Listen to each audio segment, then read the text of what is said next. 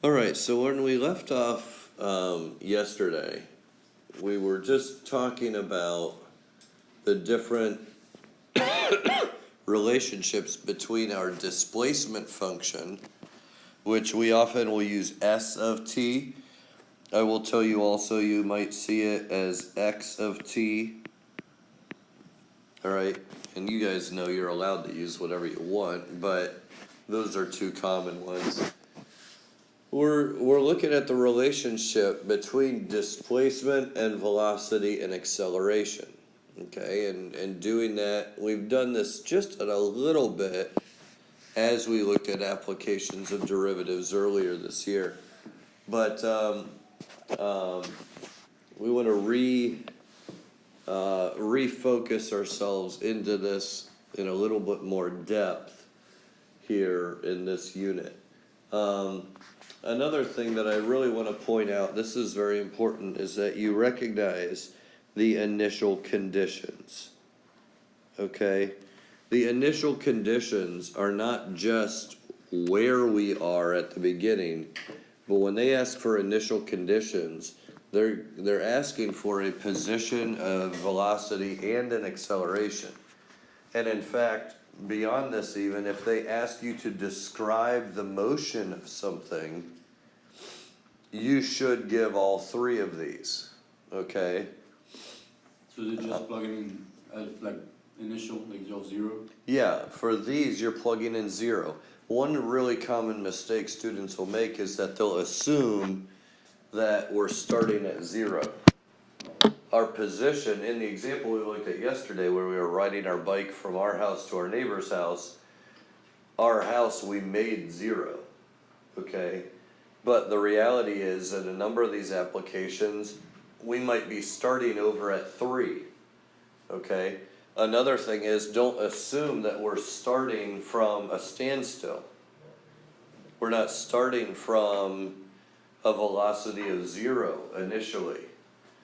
Okay, we may start the timer or start the time 0 when it's already moving. Okay, remember these times are arbitrary. They're just when we decided to start paying attention, basically.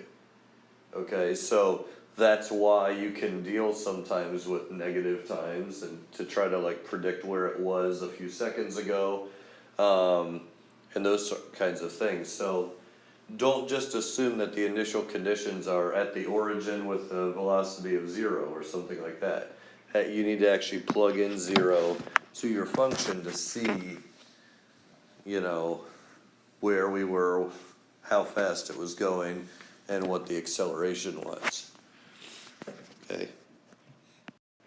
So let's talk a little bit about the difference between average velocity and instantaneous velocity, okay? The average velocity is what you found, you know, back in elementary school or middle school when you were asked, hey, how fast are we going? You said, okay, how far did we travel?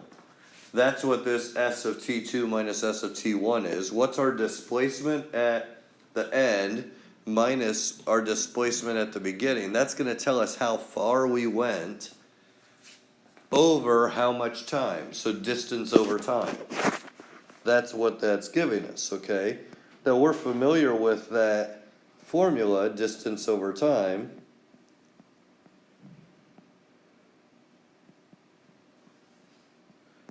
However, that is just an average over the period of time, okay? You know, if it takes us 5 hours to drive 300 miles, you know, we're averaging 60 miles an hour.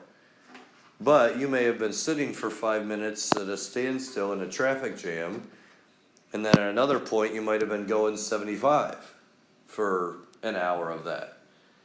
It doesn't mean that you were going that velocity the entire time, okay? Instantaneous velocity, on the other hand, is the derivative of our displacement, okay? So when we talk about velocity, if I just say velocity, we're talking about instantaneous velocity. That's our v of t. Okay? And that, if you think about it, that's ds dt. You can still see the distance over time here, but we're doing it in such a way that the time is approaching zero, so we're getting an instantaneous velocity. The same thing can be said with acceleration.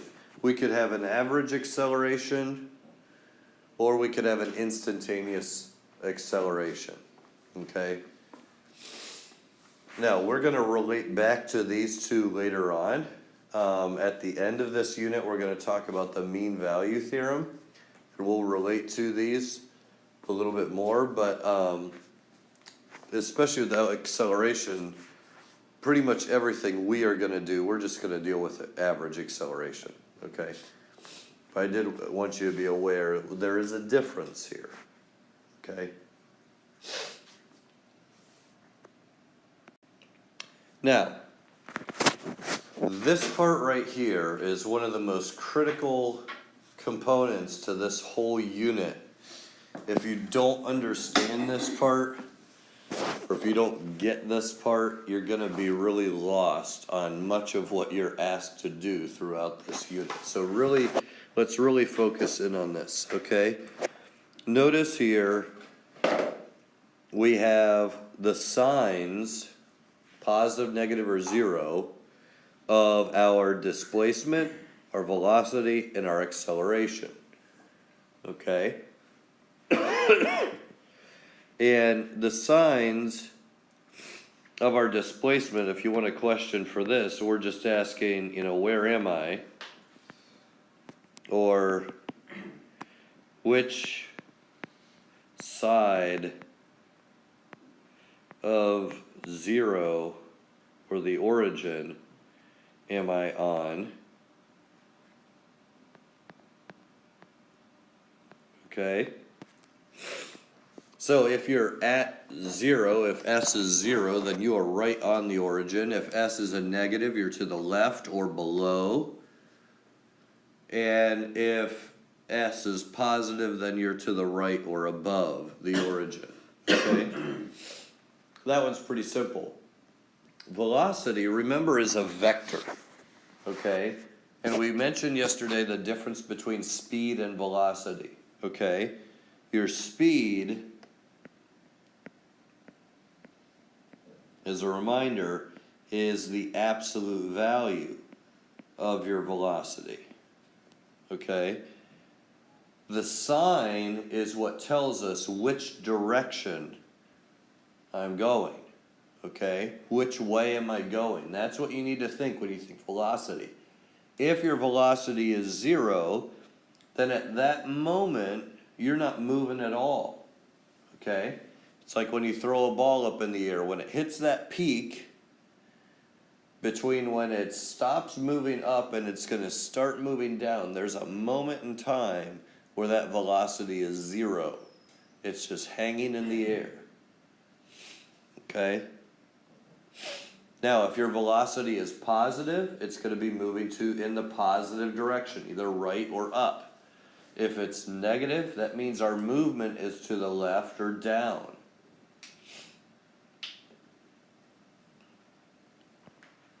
And then finally, your acceleration, I like to think of acceleration as kind of like what we're trying to do.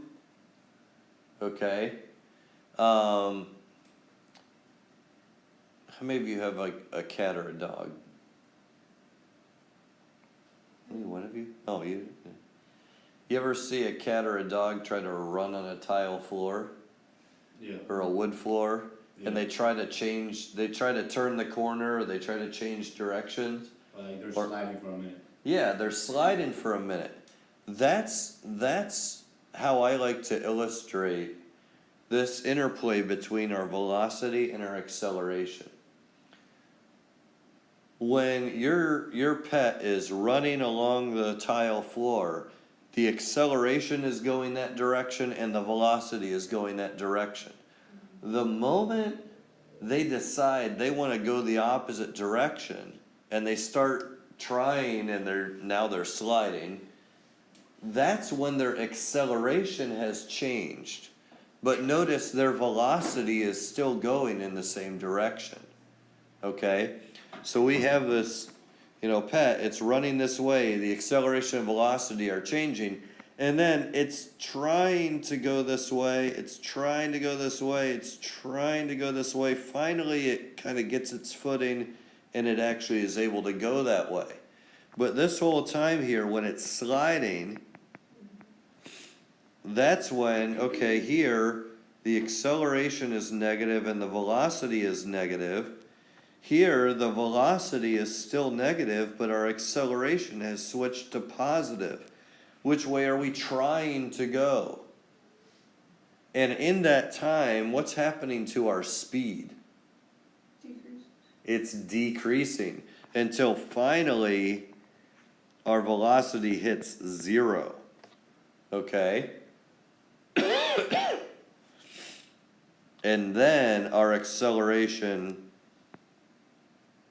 and our velocity are both positive, and we're actually able to move in that other direction. Okay? So if you can kind of keep that in mind, your velocity is which way you're actually moving. The acceleration is kind of the direction you're trying to go. You're trying to change direction, so that means your acceleration is going to have to be against your velocity in the other direction. Okay? So that's kind of the way I like to try to think of it. Okay? Now, notice here with the signs, okay, when the acceleration is 0, that means your velocity is either going to be a maximum or a minimum at that point.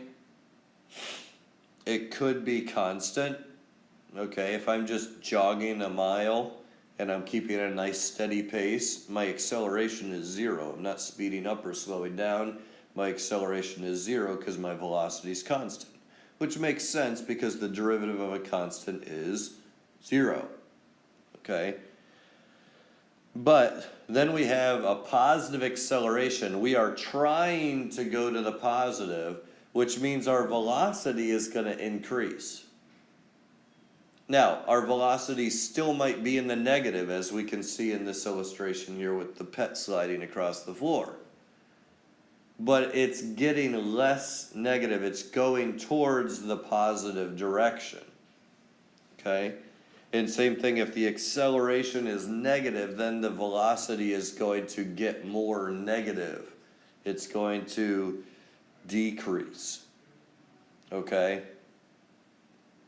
So this is a really critical thing, and that's why we're taking a good amount of time to illustrate this. We're going to do a number of examples with this idea. Okay, so let's talk about this, and you'll notice I have a couple of sign diagrams here, and we're going to look at speed, but we're also going to look at how this thing is actually moving. All right, the sign diagrams are going to be really important that you draw them neatly. And I also would highly recommend that when you draw them, when you're looking at acceleration and velocity, that you draw them the way I have here, where you could lay one on top of the other and the numbers would line up in order. Okay, so you notice on my velocity, I had critical values at -2, 2, and 3.5. My acceleration equaled 0 at 0 and 3. Okay? So when I made my number lines, I put the 0 on the acceleration line between where the -2 and the +2 were. So this would line up in its appropriate place here. I put the 3 between the 2 and the 3.5. Okay? It doesn't have to be to scale necessarily, but this will really, really help you. Okay? So we talked about speed. Okay? Speed will always be positive. But let's look at the motion of this object and look at some things with speed. Okay, so what I'm gonna do here is actually, I wanna look at some different ranges, kind of defined by our critical values for the velocity, but also the zeros of our acceleration. And you'll notice I'm dividing this up into intervals.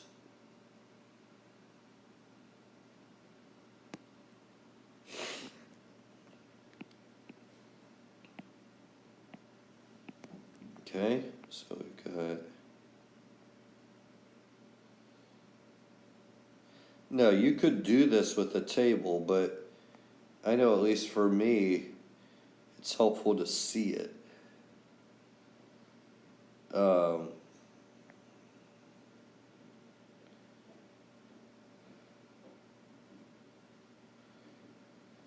Okay, so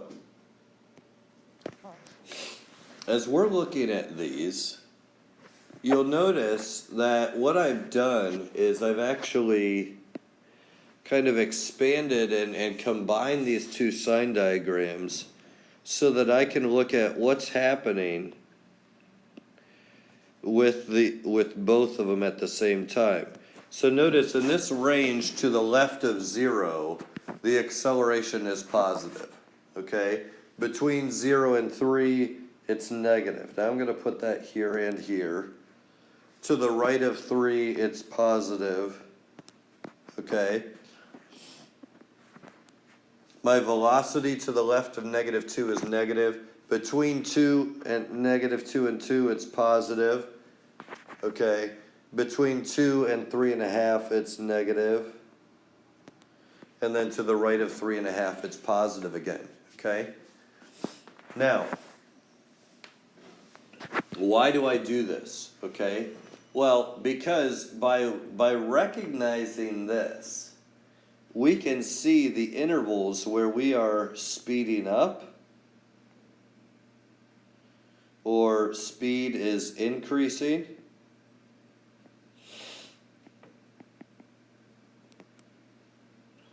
or speed is decreasing. You might say, well, wait, if acceleration is positive, doesn't that mean we're speeding up? No, okay, not necessarily. Because when we're talking about speeding up or slowing down, we don't care about the direction, okay? So notice what's happening here.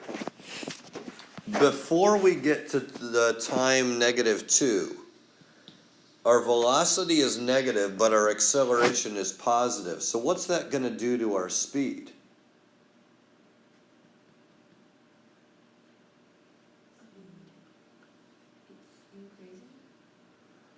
Our speed, if our velocity is going to the left, but we're trying to go to the right,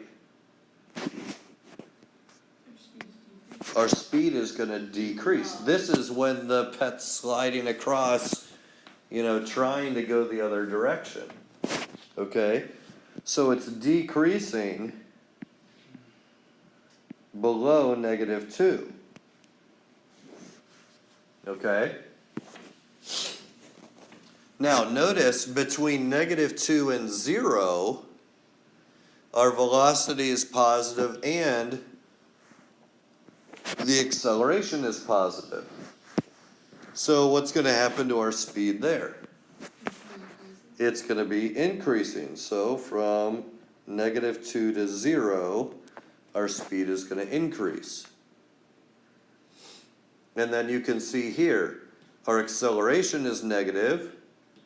Our velocity is still positive though, so that's going to decrease our speed. All right, so from 0 to 2.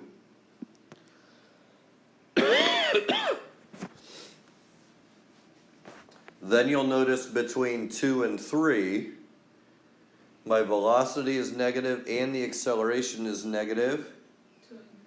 So my speed is going to increase. So that's between 2 and 3. Okay? Then notice here, yeah, velocity is negative, but acceleration is positive, so it's decreasing.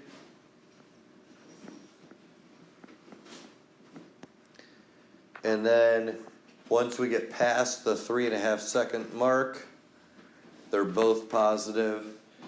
So again, the speed is increasing. So it's just when they match signs, it's increasing on their opposite signs. That's exactly right. That's the rule. That's the rule. If the signs of the velocity and acceleration are the same, then the speed is increasing. Okay? Are we talking speed now? Yeah. Okay. If the signs of the velocity and the acceleration are opposite, then the speed is decreasing. So if you think about it, if velocity is your body and acceleration is your brain, when they're agreeing with each other, then you're going to speed up. Okay? When your brain is trying to go the opposite direction of what your body is going, that's when it slows you down. Okay? That's like the dog whose momentum is carrying it across the field, the floor, while its paws are trying to go the other direction. Okay? So that's the speed, and if you can get this down right now, that will really, really help you understand a lot of the applications that we're gonna be doing. Because a lot of these are, at least part of these, is identifying, hey, when are we going faster? When are we slowing down? Those kinds of things, okay? So let's work through an example of this whole thing, okay? It says a particle is moving in a straight line with position relative to 0 given by s of t equals t cubed minus 3t plus 1 centimeters, where t is our time in seconds and t is greater than or equal to 0. Pay attention to the domains. Okay, when they give you a domain, stick to it. Okay? So, A seems like a pretty simple problem, but A actually has the majority of the work for this whole problem here. Okay? It says find expressions for the particle's velocity and acceleration and draw sign diagrams for each of them. Okay? Does that include? No, actually, never mind. What's that? I was gonna say, does that include the displacement diagram? But I'm guessing there's not. We don't need a sign diagram for the displacement, but we are going to draw a motion diagram in a little bit here on part E. But all right, so let's look at part A. Part A. First of all, what's a expression for velocity? 3t squared minus 3. Yeah, 3t squared minus 3. It's the derivative of s. Okay. And how about the acceleration? 6t. Okay. So, if I'm going to draw sign diagrams for each of these, what do I need to do first?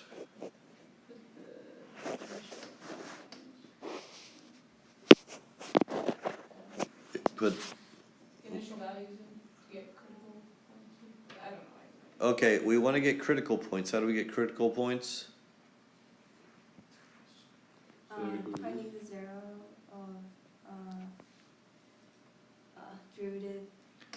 That's right, okay. Find the zero of the derivative, and for the acceleration, we'll set that equal to 0 as well. Okay, so we've got a 3t squared minus 3 equals 0. So that means t squared is 1. So t is plus or minus 1, right? Here if 6t equals 0, then t just equals 0. Now, for sine diagrams, I put -1 and 1 here. For velocity, for acceleration, notice how I'm putting the 0 between the -1 and 1. Okay? So now, we just need to figure out the sine diagrams. Okay, so for acceleration to the left of 0, the acceleration is It's not there. Negative, decreasing, okay, it's negative, and to the right it's increasing, or positive, sorry. yeah. And what did you say, Brooke? Oh, does the domain doesn't. Never, oh. No, you're right. Alright. I was doing this intentionally here. Yes, you're absolutely right. We are going to eliminate part of these sine diagrams because of our domain. All right? I will say sometimes it's helpful to go ahead and do the whole thing, and then you can just like cross out the part that you don't need, which is what we're going to do here in a second. But yeah, very good catch there. Okay? So for our velocity, if it's 3t squared minus 3, between -1 and 1, the velocity is what? Positive or negative? It's negative, yeah. Because if you plug in 0, you'd get -3. So it's negative here, which means it's positive here and here. Okay? Now, here's what Brooke was saying. Our domain only includes t's greater than 0. So we're going to get rid of this. Okay? We're going to get rid of that part. And that's the sine diagram for both of those. Okay?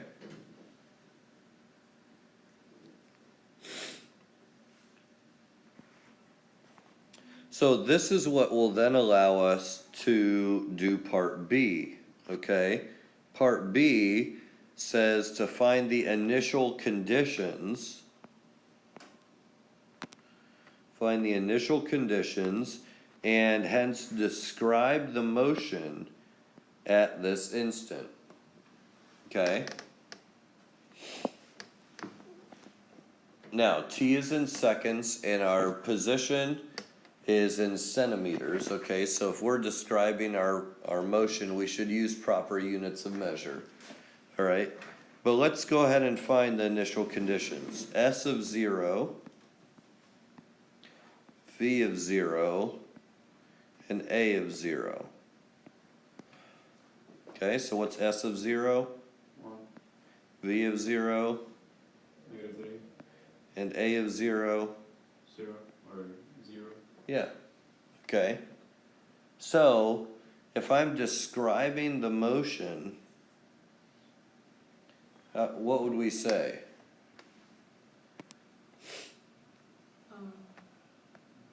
The Position is to the right of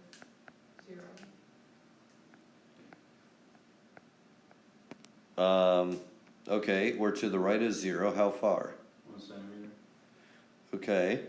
So it's 1 centimeter.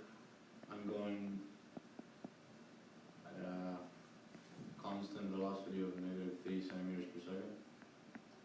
To the right of 0. Okay, so what does -3 centimeters per second tell us? Which direction are we going? Left. So we're going left. Oh, it's more spider. Yeah, it is. At 3 centimeters per second.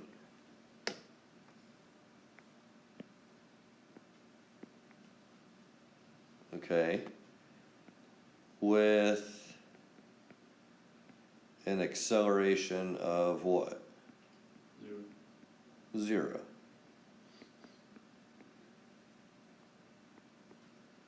0 centimeters per second squared. The vertical is the The particle is just whatever this thing is that's moving. No, I mean, after in the sentence, the particle is length. Oh, is 1 Oh, centimeter. 1 centimeter. Yeah, that's a 1. Okay. That's a good one. There we go. Okay? Yeah.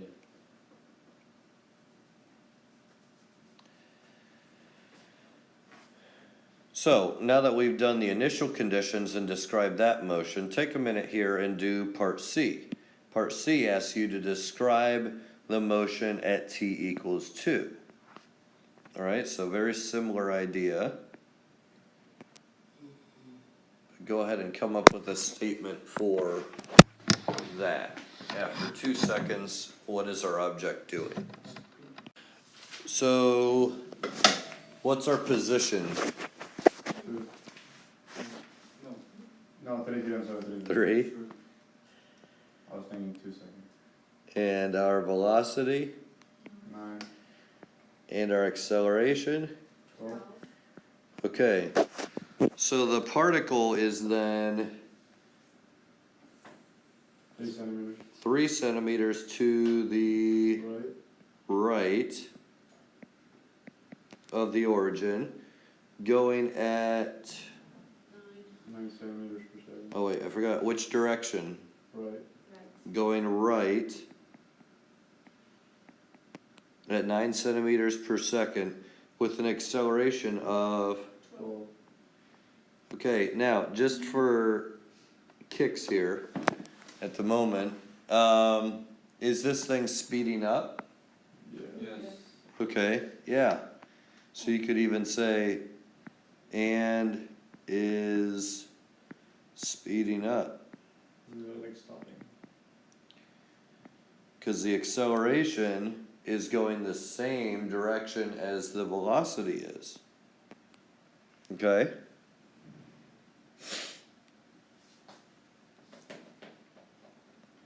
All right. So now, D and E, we have to consider here kind of together. All right, so let's see, we're gonna run out of colors. Let's go with purple.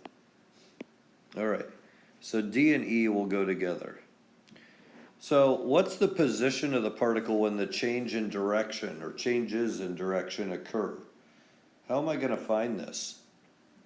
The point at which velocity goes from negative to positive. Okay, Or positive to negative, but we don't have that. yeah, so when does that happen? T equals 1. When t equals 1, yeah. So it's when v equals 0, which in our case is t equals 1, okay? So that's going to enable us to draw a motion diagram for this particle, okay? So I'm going to put 0 on here.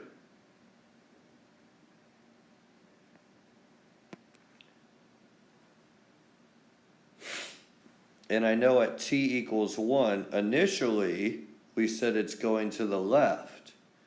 Where is it at t equals 1? Where is, 0. Oh, wait. Hang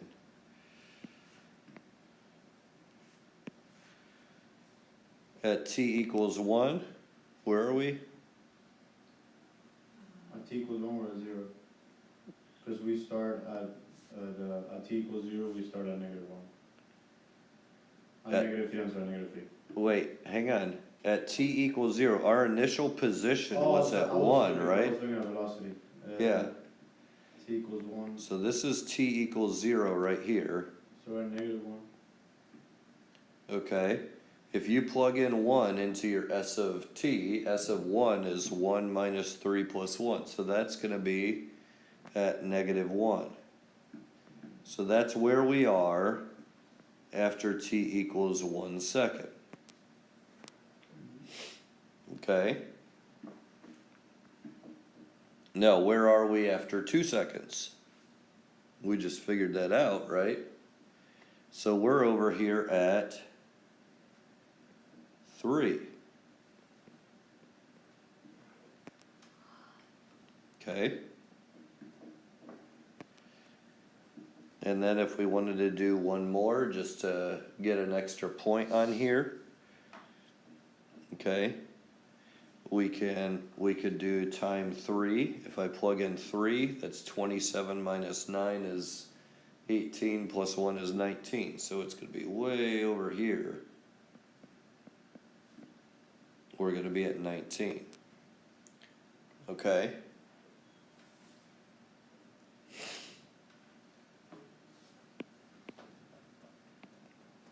So if I wanted to actually track this thing's movement, kind of with an arrow, this is not part of the motion diagram, but if you want to see what's happening, we're starting here, we're going to the left, we stop, we start going to the right, and then we just continue to speed up the entire time for however long the time is. Okay?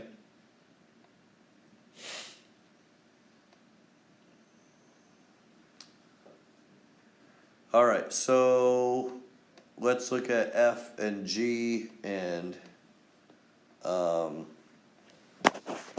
then we'll let you guys work on some. Okay, so first of all, F. For what time interval is the particle speed increasing?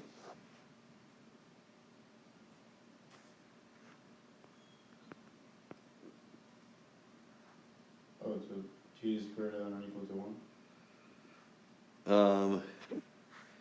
We won't use the equal to, because technically at that moment, but yeah, t is greater than 1. Okay, t is greater than 1. Okay, and you'll notice, again, this goes right back to this sine diagram. Okay, the sine diagram, they're both positive right here. So that is what tells us that it's speeding up when t is greater than or greater than 1. Okay?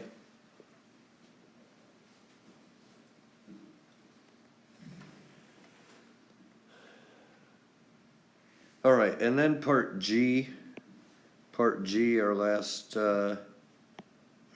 part here. What there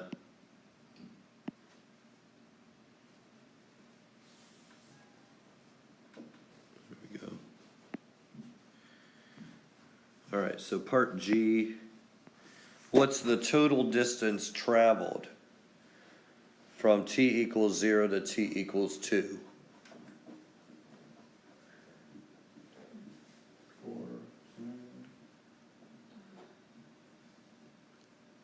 2. is it not so wide or not? We started at 1, we ended up at 3, right? So what's our total distance traveled? 2, Huh? 2. Nope, So it is 4. it's not 4. Yeah, because you went -2, and then is it an absolute value or not? It is. So we went 2 to the left, Yeah, and then how far did we go to the right? 2. No, Oh, and then we went an extra 4. Oh, you're. It's 6. 6. Okay, so we went 4 to the right. So our total distance traveled is 6. Okay, the key here is distance. All right, so we went 2 units this way, and then we went 4 centimeters that direction. Okay, that's why that sine diagram is really useful, or that motion diagram, I should say, is really useful because it lets you see what is actually going on. So we went 2 centimeters to the left, 4 centimeters to the right, so total this particle traveled 6 centimeters. Okay? really guys, speed and that idea are kind of the easiest ones to mess up. So if you can get those two down, this really isn't that bad. Okay. All right, any questions about any part of this? Okay. What can be challenging is when you're not asked a whole problem like all of this, but when you're just asked for, hey, what's the interval where this thing is speeding up?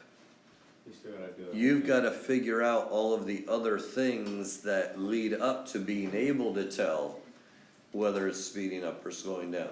What I would recommend to you is when you're given a problem like this, do step A automatically. Go ahead and find those zeros and do a sign diagram right away. And that really, the vast majority of what you'll need to be able to do will rely on that, or will use information that you're doing from that, okay? So, there's a couple here to practice that kind of go through the whole step. So I'll let you take some time here to work together on trying these.